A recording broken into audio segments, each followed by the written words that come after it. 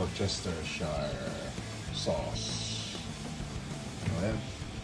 Pinapay na lang. Queso. Next. There you go. Almost lang yung burger natin. A&B, lagyan nyo ng put it back in, you know, yung A&B. And then you go like oyster sauce ulit. Then, maganda tayo na tinapay natin. Toast natin.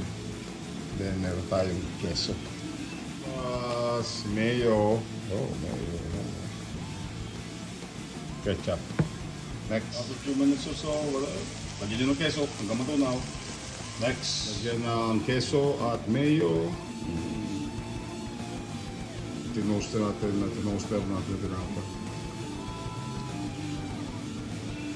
O, diba? There you go. Cheeseburger. Pan fry. Woot woot!